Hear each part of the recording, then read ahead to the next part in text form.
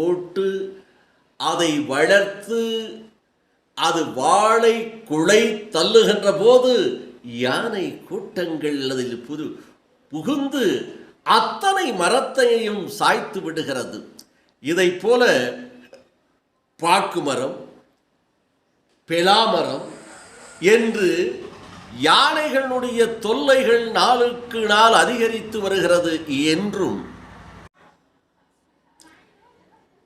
இதை போல கோத்தகிரி பகுதியிலே இருந்து நமது சிறப்பு செய்தியாளர் ஆசா அமித் அவர்கள் தெரிவித்திருக்கிறார்கள். பகல் நேரத்திலே சிறுத்தை புலி ஒன்று அங்கே இருக்கின்ற சாலையிலே சாவகாசமாக காலை வேளையில் கூட நடந்து வருகிறது என்றும், அதிகாலை சிறுத்தை ஒன்று